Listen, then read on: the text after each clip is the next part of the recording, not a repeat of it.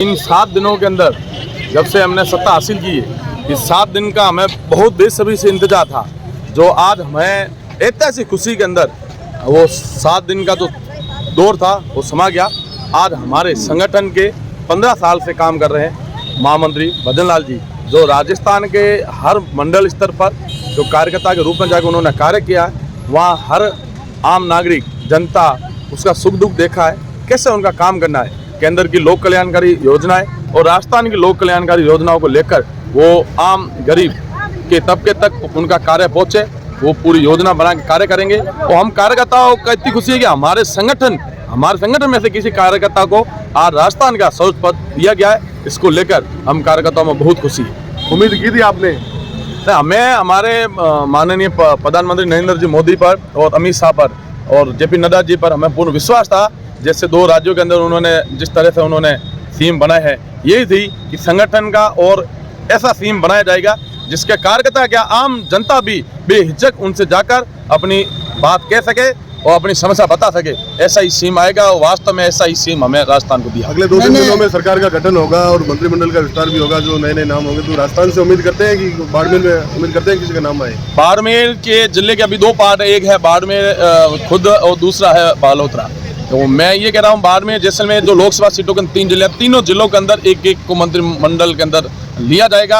अब वो चेहरा कौन निकलेगा वो तो किस्मत है, मैं जरूर 100% तीनों बाड़मेर, बालोतरा और जैसलमेर तीनों से एक मंत्री बनाया जाएगा। अच्छा, सर्वप्रथम मुख्यमंत्री वसुंधरा राजे का नाम आ रहा था, क्या लग रहा है उनका नाम कट के भजन लाल जी जो एक बार विधायक रहे, उनका नाम आना क्या दर्शाता है? नहीं, ये तो संगठन की रीति नीति है। जैसे हमारे शिवराज सिंह जी 20 साल से MP में राज कर रहे थे और रमन सिंह जी भी उधर थे, तो वो ये नहीं है कि हमारे संगठन के जो कार्यकर्ता होते हैं, जो नेता होते हैं, वो संगठन के प्रति वफादार होते हैं।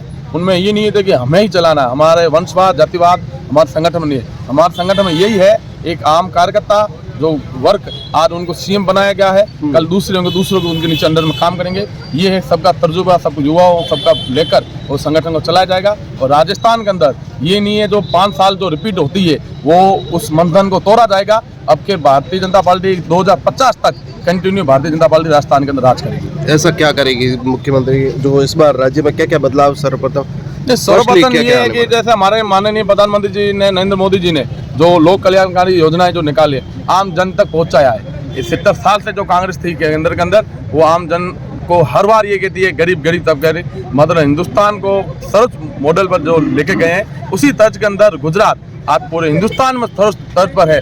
उसी को मद्देनजर देखते हुए हमारे सीएम भजन लाल जी राजस्थान का विकास के मॉडल के अंदर हिंदुस्तान के अंदर नंबर 1 पर लेके जाएंगे। अच्छा, लोकसभा चुनाव नजदीक आ रही है, कैसी भाजपा कोई नई रणनीति तैयार कर रही है? लग रहा है पूरी तरीके से इसी या मोदी लहर से पिछली बार की तरह कैंडिडेट निकलेगा? हमारे आज सर्वोच्च नेता हमारे नरेंद्र जी मोदी जी हैं, उनके नेतृत्व में ये लोकसभा चुनाव लड़ा जाएगा।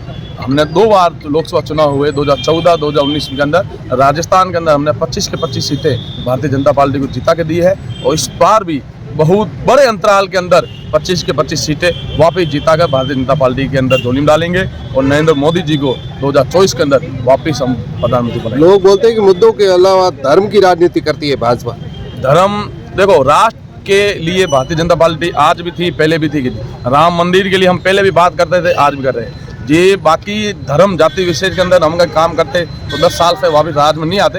हमारे यही काम है, राष्ट्र पहले, फिर घर है, फिर खुद का है। पहले राष्ट्र के प्रति जो जन कल्याणकारी जो योजना होते हैं, जो मुद्दे होते हैं, उन्हीं को लेकर हम बात करते हैं। और राष्ट्र जो हम कहते हैं हम हिंदू है, वो तो हिंदू है, हम रहेंगे। वो किसी जातिवादी उसमें कोई लेन देना नहीं है। पिछली बार कांग्रेस की मुख्य कमी थी शिक्षक जो पेपर लीक मामला था, इस बार भाजपा क्या सुधार करेगी इसमें?